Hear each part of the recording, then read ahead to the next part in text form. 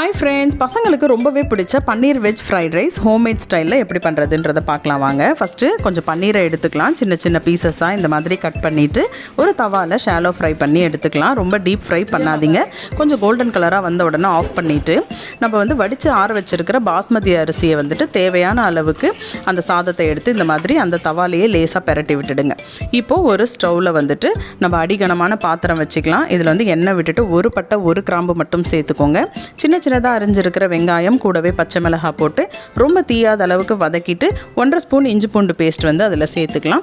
அது நல்லா உங்களுக்கு வாசனை அடங்கினதுக்கப்புறமா நீல வாக்கில் அரிஞ்சு வச்சுருக்கிற கோஸு, அதுக்கப்புறம் கொடமிளகாய், கேரட், இது மூணுத்தையுமே நான் சேர்த்துருக்கேன். ரொம்ப மெலீஸாக அரிஞ்சிருக்கேன். இந்த மாதிரி அரிய முடிஞ்சால் அரிஞ்சுக்கோங்க. இந்த டிஷ்ஷுக்கு காய்கறிகள் ரொம்ப வதங்கணும்னு அவசியம் இல்லை. லேசாக வதங்கினதுக்கப்புறம் கொஞ்சமாக உப்பு சேர்த்துட்டு அதுக்கப்புறமா கரம் மசாலா தூள் கொஞ்சம் சேர்த்துருக்கேன். இந்த டைமில் கொஞ்சமாக வதக்கி விட்டுட்டு ஏற்கனவே நம்ம தவாவில் ஷாலோ ஃப்ரை பண்ணி வச்சுருக்கிற பன்னீரோட சாதத்தையும் வச்சுருக்கோம் இல்லையா, அதையும் இதில் சேர்த்துக்கலாம். சேர்த்துட்டு நல்லா பெரட்டி விட்டுருங்க. பெரட்டும் பொழுது உடையாத அளவுக்கு பார்த்துக்கோங்க. ஏன்னா பாஸ்மதி ரைஸ் சீக்கிரம் உடைஞ்சிடும். அதுக்கப்புறமா ஃபுல்லாக அந்த மசாலாலாம் பெரட்டி வந்ததுக்கப்புறமா கொஞ்சமாக சோயா சாஸ் சேர்த்துக்கலாம். தேவைப்பட்டால் இந்த இடத்துல நீங்கள் சில்லி சாஸ் கூட சேர்த்துக்கலாம். பசங்களுக்கு பிடிக்காதுன்றதுக்காக நான் டொமேட்டோ கெச்சப், சில்லி சாஸ் எதுவுமே ஆட் பண்ணல. தேவையான அளவு உப்பு சேர்த்துட்டு ஸ்டவ் ஆஃப் பண்ணிவிட்டு நல்லா ஃபேன் காற்றுல ஆற வச்சு பிள்ளைங்களுக்கு லஞ்ச் பாக்ஸ்க்கு கட்டினா இதை விட டேஸ்டான ரெசிபி இதுவுமே இல்லைன்னுவாங்க. அவ்வளோ சூப்பராக இருக்கும். கண்டிப்பாக எல்லோரும் ட்ரை பண்ணி பாருங்கள். Thank you.